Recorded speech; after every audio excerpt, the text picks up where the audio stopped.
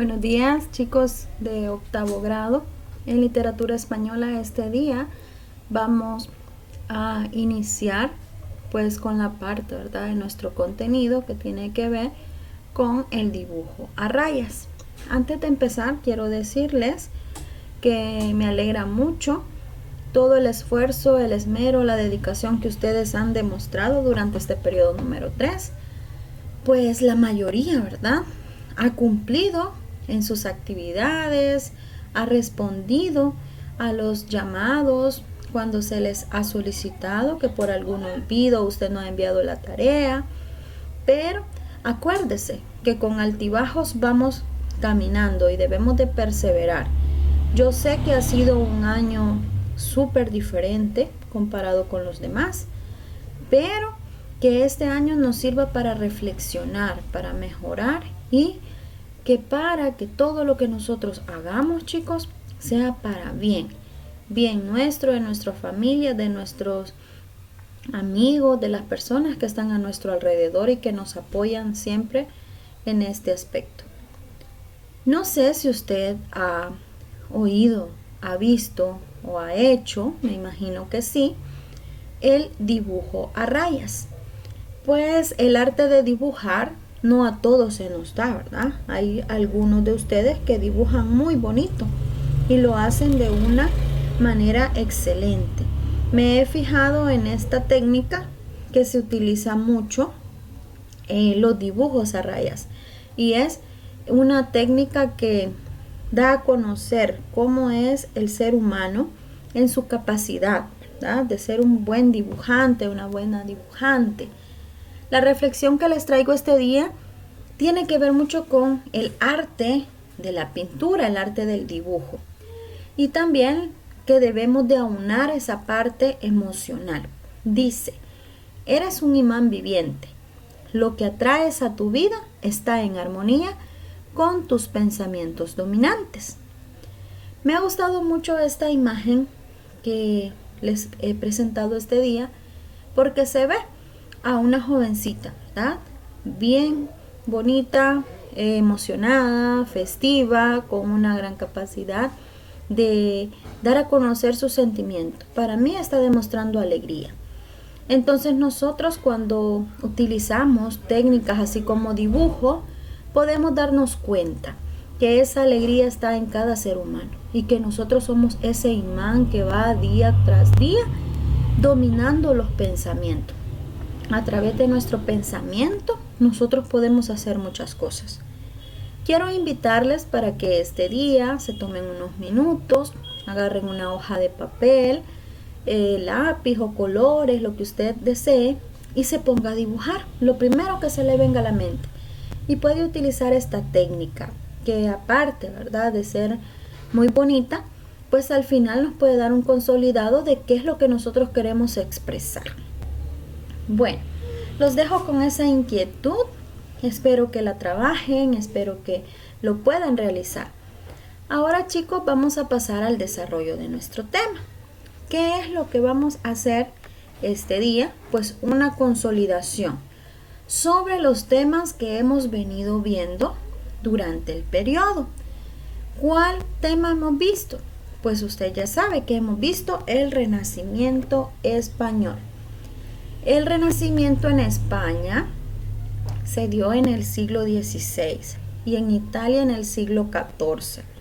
2 siglos después llega a España.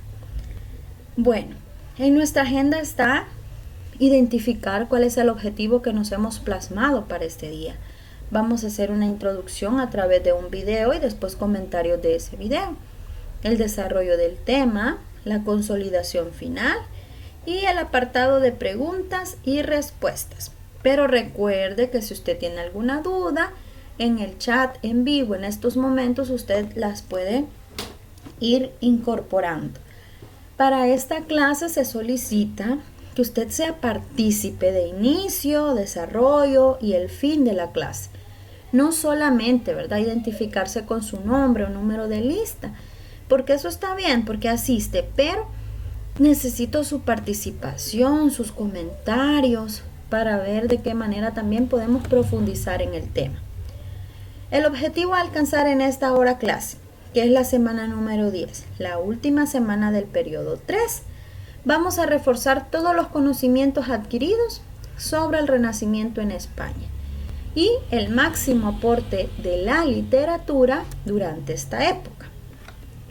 Recordémonos del comienzo del Renacimiento en España y para eso les voy a presentar un video que he encontrado que hace referencia, ¿verdad?, a esta época y nosotros podemos ver un punto de vista muy, tal vez no diferente porque todos estamos en la misma sintonía, pero sí desde un apartado que es lejos, ¿verdad?, tal vez de lo que nosotros hemos vivenciado a través de lo anterior. Les dejo con el video. Durante el video o después del video estaré leyendo sus comentarios. Un cordial saludo. Como recordarán, hace algún tiempo publiqué un corto resumen de todo lo que fue el siglo de oro español. Sin embargo, tras ver los comentarios decidí explicarlo más detalladamente. Pues bien, en esta oportunidad les hablaré de la primera etapa del siglo de oro español. Me refiero al Renacimiento, y en esta breve síntesis aprenderás todo lo necesario para entender este tema. Sin más preámbulo, espero de todo corazón que disfruten el video.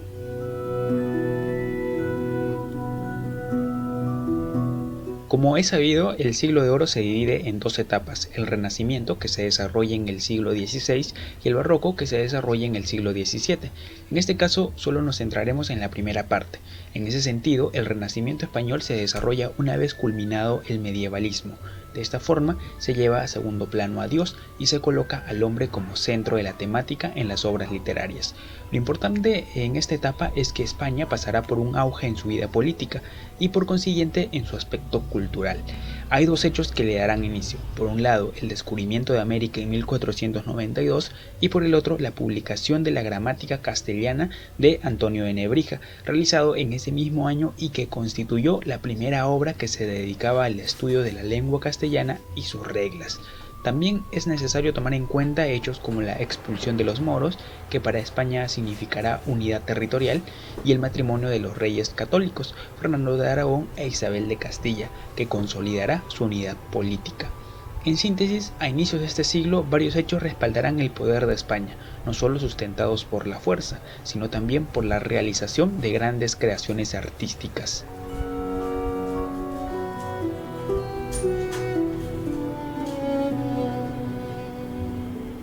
En primer lugar, tal como lo expresé segundos atrás, habrá una temática antropocéntrica, es decir, el ser humano se estima como un ser suficientemente culto para llegar al conocimiento de la verdad por sí solo. En este caso, Dios pasa a segundo plano y se afirma el individualismo del hombre, pero es necesario precisar que la fe religiosa, aunque relegada, seguirá presente. En segundo lugar, la poesía es el género que más resaltará. En ese sentido se desarrollarán 5 temas principalmente: el amor, que es el reflejo de la belleza absoluta y la armonía del universo; el carpe diem, que enseñaba que el goce de la juventud era esencial; el beatus ille, que era una expresión con la que se anhelaba la vida apacible del pastor y su relación con la naturaleza; el lugar ameno, ya que los autores presentarán al paisaje como un espacio armónico y bello; y por último, el destino, que será mostrado como un ente que se interpone ante el hombre, pero éste tendrá la posibilidad de enfrentarlo. Finalmente, en esta etapa se desarrollará la novela picaresca, en la que se narraba el modo de vida de las clases medias y popular en la España de esa época, empleando el humor y la sátira como procedimientos literarios y teniendo al pícaro como protagonista y antihéroe. Él será una contraposición al personaje heroico que representaban los caballeros. Cabe precisar que solo se escribió una novela de este tipo durante el Renacimiento, titulado La vida de Lazarillo de Tormes y de sus fortunas y adversidades.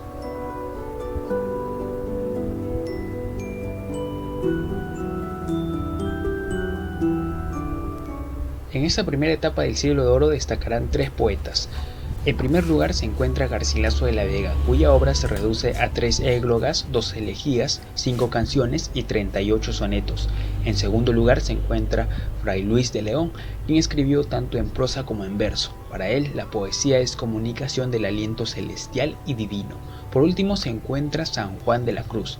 Aunque los versos que de él se conservan son escasos y no fueron publicados hasta después de su muerte, se le considera como uno de los mayores poetas españoles de la época y como el máximo exponente de la poesía mística. Espero que el video haya sido de su agrado y si es...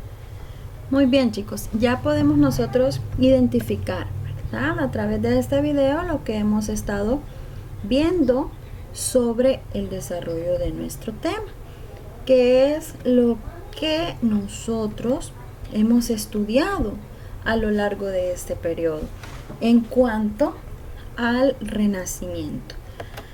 Ahí, si usted se fija, pues nos hace referencia, ¿verdad?, a que comúnmente se acepta la fecha de 1492 para dar pie ¿a qué? Pues al inicio del Renacimiento. En este inicio del Renacimiento es cuando termina la Edad Media, como en el mismo video se nos explicaba. Y luego, ya en este mismo año, pues empezamos a comentar de que ya se da una influencia renacentista en España. ¿Por qué una influencia? Pues porque el Renacimiento nació en Italia en el siglo XIV. Este nuevo enfoque fue artístico, literario y científico. Abarcó todas las artes y se inspiró en Grecia, ¿verdad?, en la antigüedad grecolatina. En España recibe un fuerte impulso que fue muy trascendental gracias a la conjunción de varios acontecimientos. ¿Cuáles fueron esos acontecimientos? Los vamos a ir viendo a continuación. Primero, estamos hablando de la unificación de la España cristiana. ¿Qué significa esto? Que cuando se toma Granada, que se le conoce como la toma de Granada, pues se da, ¿verdad?, esa unión de los reinos cristianos. Segundo, tenemos la expulsión de la península ibérica de los judíos, todos aquellos que no quisieron convertirse al catolicismo. El tercer acontecimiento es el descubrimiento de América, que marcó, ¿verdad?, uno de los pies para poder hablar ya de un renacer, de un renacimiento. Cuando se da el descubrimiento de América, pues el oro, la importación del oro del Nuevo Mundo vino, ¿verdad?, a darse durante todo el siglo XVI y eso pues apoyó mucho al contexto socioeconómico de España. 4.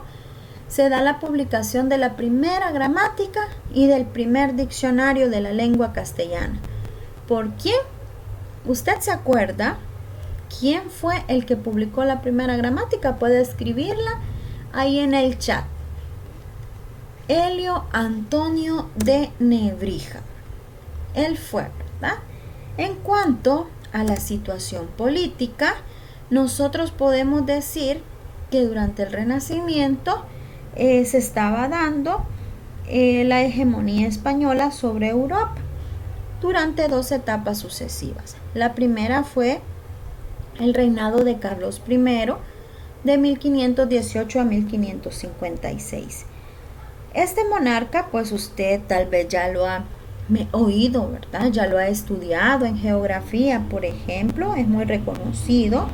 Era hijo de Felipe el Hermoso y de Juana la Loca, que le llamaban de esta manera.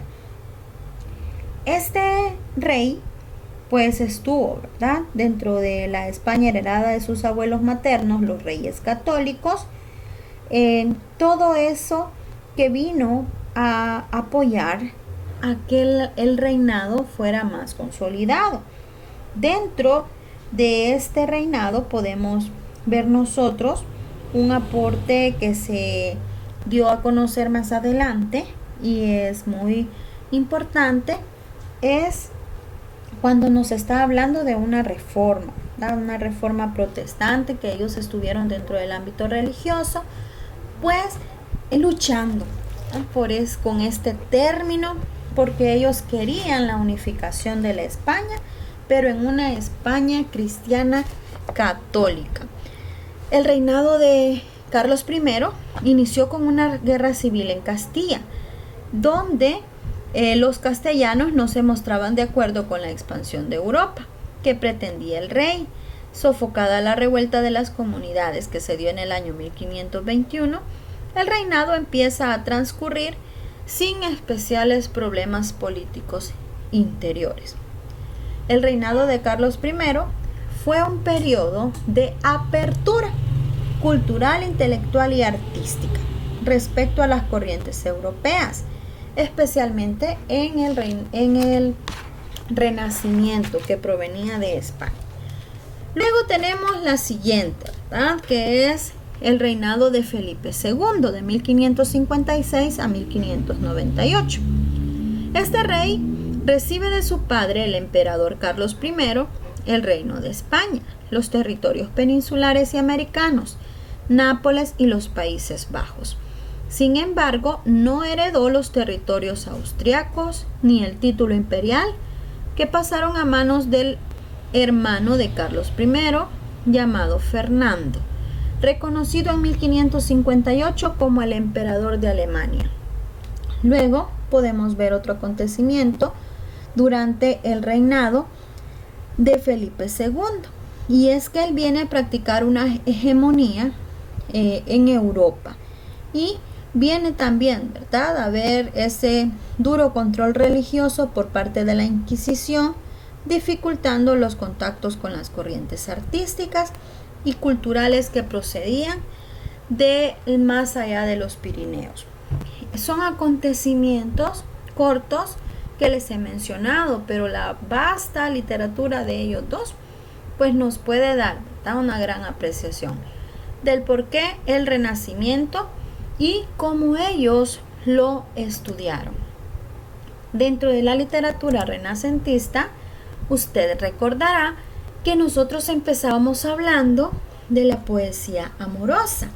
Dentro de la poesía amorosa, pues se empieza a cultivar, ¿verdad?, todos aquellos temas que tenían que ver con el amor, pero un amor cortés, un amor destinado a ser un poco más expresivo de la naturaleza de una manera idílica, como una gran metáfora del amor. Esto debido a la métrica italiana donde ellos se habían basado, ¿verdad?, para escribir en cuanto al contenido, y en cuanto a la estructura, pues utilizaban el endecasílabo.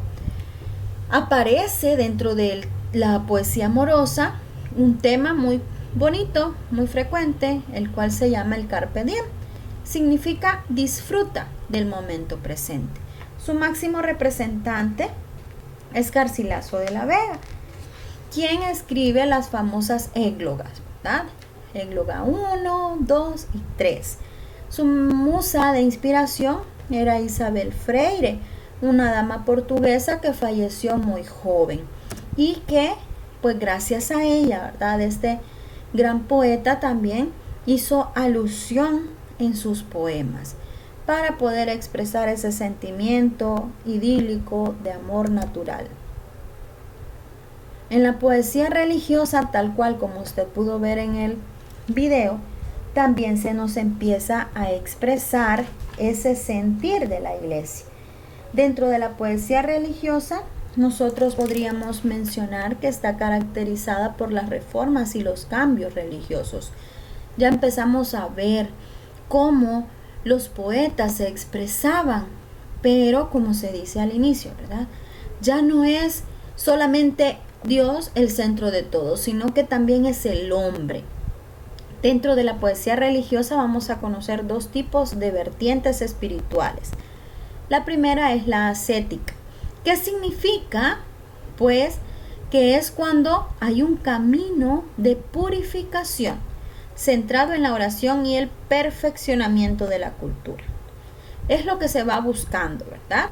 Fray Luis de León nos va a dar a nosotros textos que se dedican fundamentalmente a hacer conciencia de todos esos pasos que debemos de dar para seguir a Dios y a la iglesia. Y por otro lado está la mística, que es ese cambio que se tiene en la persona, es una experiencia entre la unión del alma ya purificada con Dios, tal cual lo expresaba Santa Teresa de Jesús y San Juan de la Cruz dentro de los poemas. Recordemos que Santa Teresa pues escribía también en prosa, no solo poemas, pero destacó mucho en este género literario. Escribe, ¿verdad?, sin ningún afán literario, pues no era ella el querer convertirse en una poeta, sino que todo era por inspiración divina. E incluso sus superiores la invitaban a escribir sobre las experiencias que ella tenía a través de la mística. Por otra parte, también hemos estudiado sobre el teatro en el siglo XVI. Durante esta época nosotros vamos viendo que este teatro evoluciona, cambia desde una fórmula medieval que era de tema religioso a un teatro profano. ¿Qué significa esto? Pues que era un teatro más con temas que le interesaban al pueblo, ¿verdad? Temas diferentes a los religiosos. Durante la primera mitad de este siglo, Torres Najarro, un escritor muy importante de la época, empezó a escribir temas con intención satírica, que era burlarse de los acontecimientos. Ya en la segunda mitad del siglo XVI empezamos a ver ya que el teatro va madurando, las fórmulas teatrales se empiezan a ver con una gran creatividad y representan sus teatros en pueblos, en ciudades, y empiezan a aparecer muchas compañías teatrales. También, ¿verdad?, se desplazan a los colegios, a las universidades. Dentro del teatro renacentista podemos ver nosotros que el honor era una de las cualidades del ser humano. La persona ofendida se batía a duelo con el ofensor para recuperar el honor. Hay dos escritores representantes, recordémoslo. Uno es Lope de Rueda, que se hizo famoso por escribir Los Pasos, que también después fueron conocidos como entremeses, que eran aquellas pequeñas piezas teatrales escritas en prosa de un solo acto, que servían, ¿verdad?, como dentro de la obra teatral grande, por así decirlo, mezclaban esta pieza breve con una intención un poco coloquial y luego pasaban ya a continuar la pieza teatral más compleja, más grande. Usted recuerde que en la clase donde vimos específicamente este tema, pasábamos un video, ¿verdad?, sobre las aceitunas de Lope de Rueda. Está Juan de la Cueva, quien escribió dramas de tema histórico, basada en leyendas medievales. Acá Juan de la Cueva pues hace referencia a lo que aquí se dice, ¿verdad? Se mira mucho el honor. Las obras de este escritor sirvieron de modelo al teatro que triunfó en el siglo XVII, que estamos hablando ya del teatro barroco, que es el tema que veremos en el periodo número 4, ya muy prontito. Luego nuestro último tema, chicos, estaba encaminado a la prosa. ¿Qué decíamos de la prosa? Pues recordemos que escribir en prosa es sin medida ni cadencia determinada. Dentro de la prosa renacentista nosotros teníamos dos ejes, ¿verdad? Teníamos los géneros didácticos. Dentro de los géneros didácticos podemos decir que estaban los de tema profano, que eran aquellos que hacían reflexiones sobre lo que estaba pasando justamente en ese momento. ¿Cuáles eran esos temas de interés?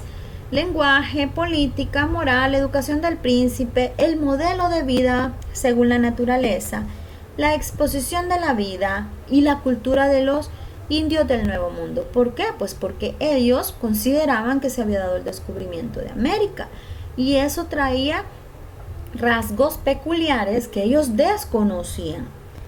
Y está dentro de los géneros didácticos, que son aquellos géneros que nos van a dejar siempre una enseñanza, ya el de tema religioso. ¿Qué quiere decir? Pues que van a ser temas específicos donde se nos va a dejar a nosotros una enseñanza religiosa. Representante, Santa Teresa de Jesús, también como la vimos en la poesía religiosa. Ella escribe pues con un gran encanto, ¿verdad?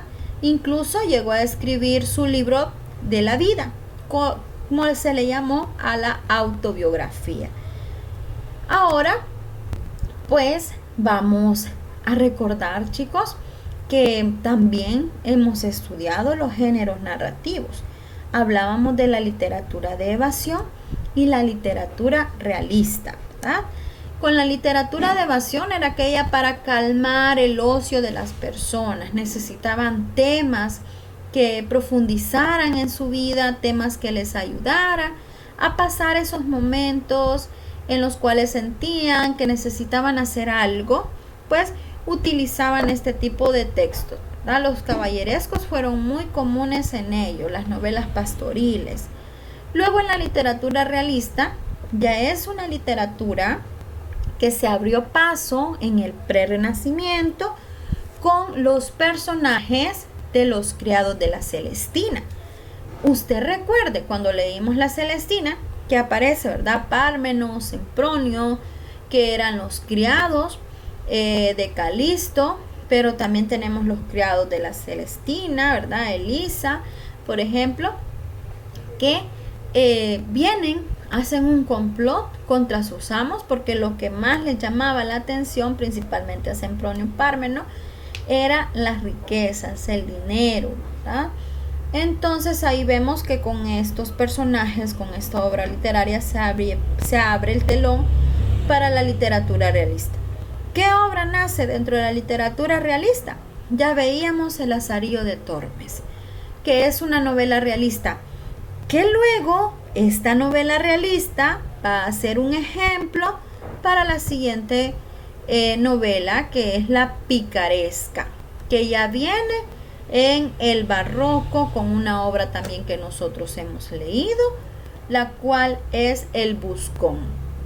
Dentro de la literatura realista estudiábamos la clase anterior a Miguel de Cervantes con su novela El Quijote, y veíamos ahí un fragmento de un episodio de esta gran novela, ¿verdad? Bueno, estos son los temas que hemos estado desarrollando durante el periodo.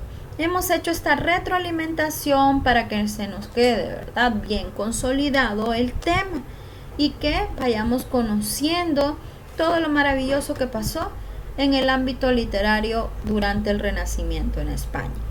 Para concluir, chicos, recordemos lo siguiente. El hombre, durante el Renacimiento, fue quien creó su propio destino. O sea que él decidía, ¿verdad?, en este momento qué hacer, cómo hacerlo. Claro que si hacía algo malo, pues sus actos iban a después rendirle cuentas. Dios ya no era el centro del universo como se vio en la Edad Media. Recordemos también que durante este siglo, las novelas preferidas por el público lector eran aquellas que estaban protagonizadas por héroes poco reales. Ya no vamos a ver nosotros a un caballero como el mío Cid, que sí vivió todo lo que pasó, ¿verdad? Ahí en realidad en el texto fue de una persona, quien es Rodrigo Díaz de Vivar. Acá ellos les llamaba mucho la ficción, esos caballeros inventados por los poetas. Luego tenemos que, junto a este tipo de novelas, empiezan a publicarse narraciones en las que se criticaban los aspectos más duros de la sociedad, y son las manifestaciones tempranas de la novela picaresca. ¿Por qué se dice esto? Pues porque usted que leyó Lazarillo de Tormes puede justificar lo que yo estoy diciendo y puede decir si yo estoy en lo cierto o no. Pero acá nosotros podemos ver, en Lazarillo de Tormes se hacía una crítica muy dura a la sociedad, de cómo ver a un niño de escasos años andar mendigando en la calle, andar sufriendo, andar pidiendo, luego aprende malas mañas, y eso se ve reflejado. Y si nosotros lo contextualizamos con nuestro El Salvador hoy en día, dígame usted cuántos lazarillos no vemos en la calle lastimosamente. ¿Cuántas personas nosotros podemos ver como el ciego, como el clérigo, ¿Cuántas personas, verdad? Como el capellán. ¿Cuántas personas hay en la calle? Como el escudero, que aparentan ser lo que no son. Entonces, ese tipo de realidades vienen a manifestarse acá. Y luego, más adelante, esta crítica continúa en obras como El Buscón, que van por ese camino. Pero en El Buscón ya se ve más la astucia de cómo Pablo hace para poder sobrevivir.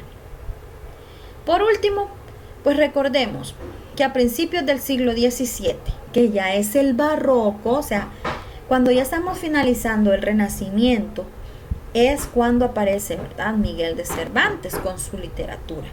Y a principios ya del barroco, en esta transición, encontramos a Cervantes con el Quijote. También el año pasado usted leyó una obra de Cervantes. Leímos 5 novelas de las novelas ejemplares. Leímos La Gitanía, Rinconete y Cortadillo, El licenciado Vidriera, La fuerza de la sangre, ¿verdad? Y que nos motivaban a nosotros también a seguir leyendo, porque eran novelas extensas dentro de un solo libro.